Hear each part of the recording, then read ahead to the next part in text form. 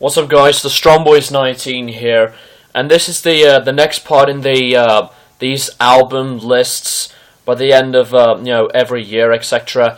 So this is my video on the honourable mentions. This video won't be too long. I just want to get through this video done and over with so that I can get to the top 25 of the year. So without any further ado, let's just get started. So the first album is an album that I did not review, mainly because I was just, pretty much lazy to review it, and I've just been busy with other things. And that album is Amaryllis by Shinedown. Shinedown was a band that I pretty much enjoy, and I checked the whole album out, and it's definitely not as good as its predecessor, The Sound of Madness.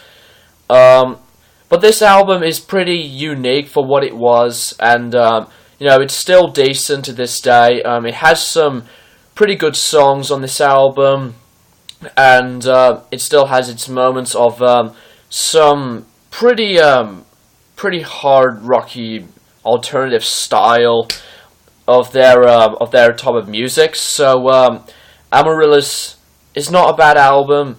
It's just pretty good, to be honest with you. So if you haven't heard the new album from the band, you can check it out if you want to. The next album is the new Meshuggah album, Kolos.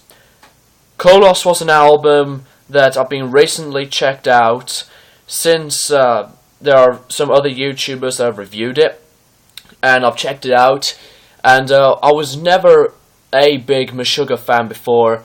But, Meshuggah has been one of these bands that have been, influential by loads of people. Kolos was a pretty good shot. It has its moments still of the whole same, evil, brutal, precise, heavy types of metal music that they have been doing. So, Kolos is still a pretty cool album to listen to, and it's just a decent metal album in every way. So Kolos was just a cool album for the most part for a lot of metalheads out there. The next album is the New Testament album, Dark Roots of Earth. Dark Roots of Earth was an album that I did enjoy, but not as much as the new Creator album, Phantom Antichrist. This album has its moments of some really good music, very cool thrashy music with a lot of really impressive riffs and vocal style, and some impressive guitar solos and just great drumming in every way. But in my opinion, Creator's music, I think, had just a little bit more energy. Testament had their own moments of great energy of their thrash metal side, but what the hell. So Dark Roots of Earth had some great songs on this album. It's just an awesome album, but like I said before, it's not as good as Creator's new album. It's my honest opinion. So yeah, the next album is British Lion from Steve Harris.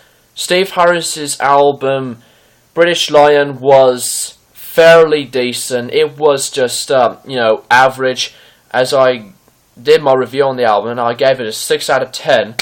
I was, pretty excited for it, because Steve Harris was the bassist from one of my favourite metal bands, Iron Maiden, the legends themselves in the heavy metal world. So I checked out the full album leak of British Lion. It was good. The music varieties on the album were great. As I've said before on the vocals, though, the vocals were just not 100%.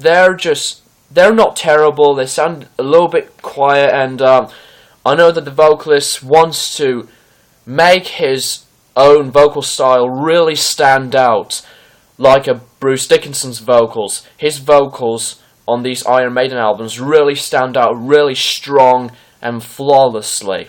So the vocalist for Steve Harris's solo band is just not bad. But as a whole, British Lion was a pretty cool album for the most part. So, yeah, sorry about that mistake there. I'll just leave that in. Anyways, let's get to the last one. The last one is the Green Day trilogy, Uno, Dos, and Tre. The last two albums I did not review. I will be reviewing those in the near future. But the Green Day trilogy is really good. It basically beats 21st Century Breakdown, which, in my opinion, that album is kind of a bit overrated, to be honest. But, you know, when I listen to these albums, it kind of brought me back into like the earlier Green Day. As I've said in the Uno review, it got me back into Nimrod for the most part, for some weird reason. This basically sounds like the other predecessor albums, like American Idiot, for example, and, you know, I still like Green Day to this day. I like Green Day, so, yeah. And, as I've said before a bunch of times, the old Green Day is still the best. So, yep, that's basically it, guys. That's just my quick video on my honourable mentions. And I hope all of you guys are going to be looking forward to my top 25 albums of 2012 in a few days' time.